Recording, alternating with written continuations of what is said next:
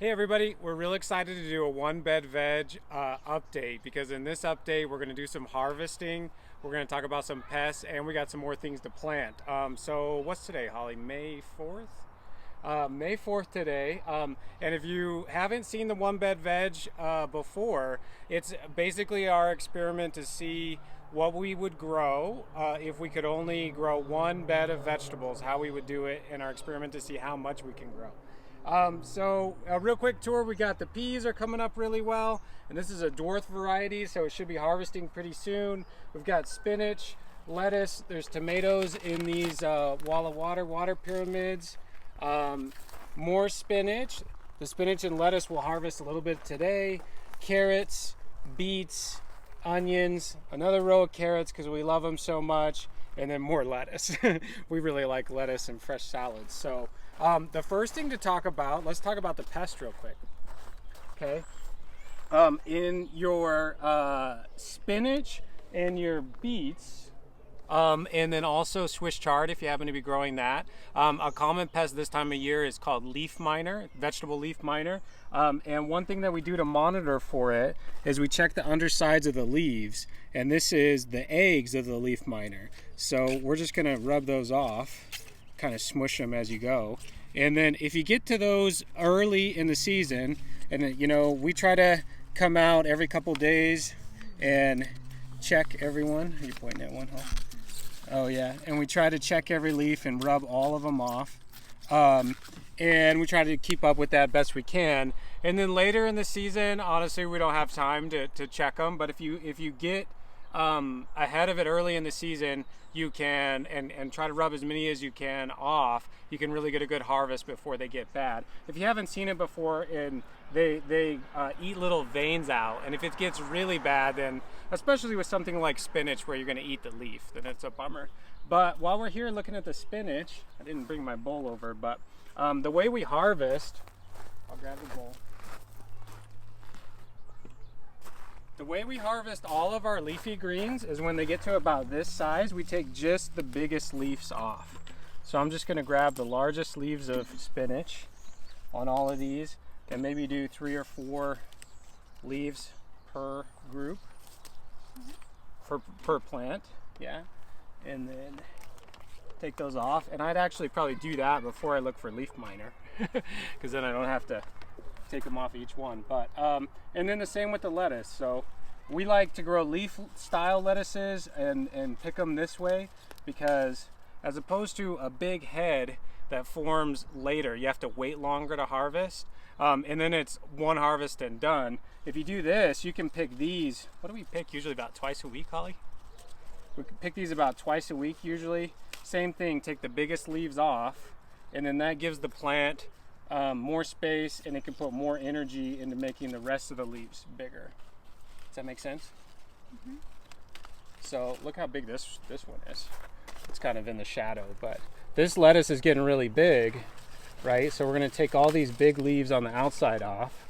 And then the cool thing about that is if you have a couple different varieties and you're growing lettuce and spinach, then you get a really nice mixed green salad, right? And you'll leave the plant there and it will just continue to grow, and you can do that over and over and over. Yeah, we usually pick them for at least 8 weeks, 8 to 12 weeks. We keep picking it, and if you keep picking it down, that's gonna prolong the harvest before it starts to flower. Okay, so we really could have picked these last week. Typically, we pick second half of April, and then all the way through June usually before it gets too hot and the lettuce quality gets bad. And you'll notice this is really close to our tomato. So it's planted with the idea that we're gonna pick it until June while the tomato's small. And then as the tomato needs more space and the quality goes down in the heat, we'll just go ahead and take these out, and then it'll fill in the space here. Okay, so there's tomatoes in there. All right, well, we talked about our pest. We talked about harvesting. I'm not gonna harvest the rest on the video, but the other thing we wanted to do was plant. And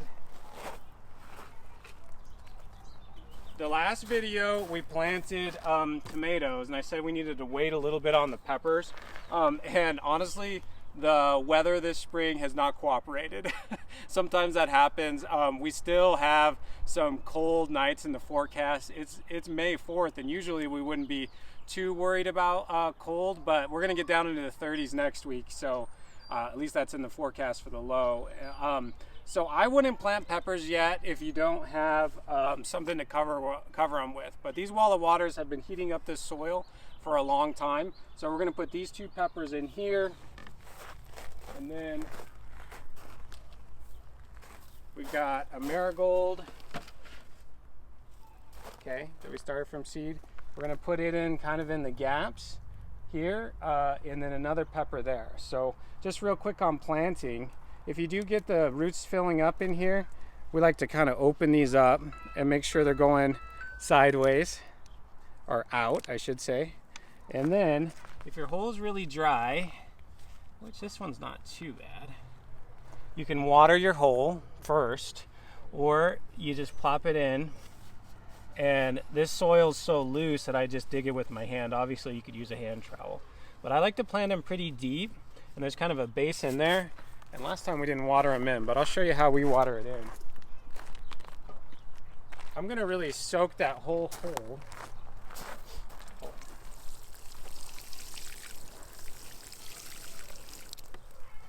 And then notice how I left the soil a little bit down and deep.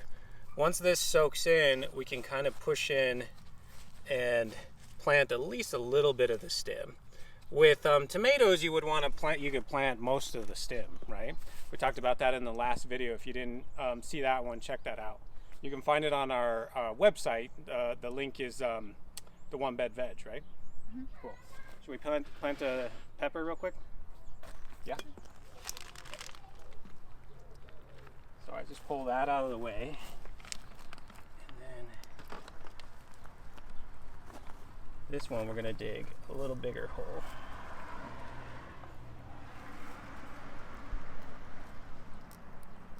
That could have been done with a hand trowel. So the varieties of pepper we have, this one's called Gourmet. It's a sweet bell pepper. And this is a jalapeno, or jalapeno, called Jefe. So we love peppers. We grow all kinds of different varieties because we think it's fun to have different ones. But we kind of like ones that are a little bit ornamental. And of course the jalapeno in here, we can make some salsa with our tomatoes. We have a little bit of cilantro that we'll be planting. Okay, same thing with the pepper. We kind of spread out the roots, right? And then we're gonna need a little bit more wider hole, I think. And then we're gonna plop it in. Here, you know, I'm gonna plant it still a little bit deeper. You can see how, it's probably hard to see in the camera, but that's maybe a 1/4 inch or a 1/2 inch deeper. So I can get, make sure there's soil on top of this.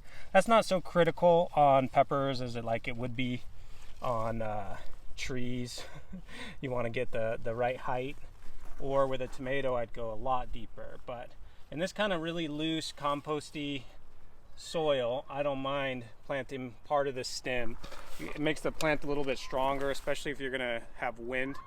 That kind of thing keeps it from getting knocked around too much. Same thing, we're gonna water that in. Really soak it. You can see how on this marigold, all the water already drained. So these beds have really good drainage. And let's plant the celery real quick. So we're gonna put celery in the gap there, in between. So the pattern is pepper, celery, okay? And it's gonna look pretty cool. And then the spinach and lettuce, remember, will come out, so then they'll have more space. Same with the flour. Can't remember what we're putting here, I have to check the list. I can't remember either. Okay. So that's gonna end up close to that wall of water, but the pepper won't be right next to it. Right, the pepper's in the middle. So the wall of water, this is barely, when we put the wall of water back, there's gonna be a little bit of gap. So the celery, you know, it's a little bit tricky for the temperature it likes. If it were really cold, May, you're usually fine, but you know, sometimes we've got really cold weather in May. You might wanna hold off on the celery too, actually. Although it doesn't really like the heat, so it's good to get them in now. They grow kind of slow at the beginning of the season, and then man, last year our celery just really took off and we had a lot of harvest all year. And remember that we also have this plastic cover that we might put back on, like we have that available all the time. So we might plant things a little bit earlier than you might be able to. Yeah. I think next week, in fact, we'll probably have to cover it up with the plastic with those. Especially if you see, like with peppers and celery, especially if you see highs in the 50s, lows in the 30s, it really helps to have, you know, it's not going to kill the plant, but it might really stunt it to have that colder weather. It wouldn't kill the peppers unless it froze, but you don't want to do any of the cell damage. So I think that's about everything, right, Hall? Yep. So let us know if you have questions, and we'll see you in the next video. Thanks for watching Foodscaping Utah, and grow your own.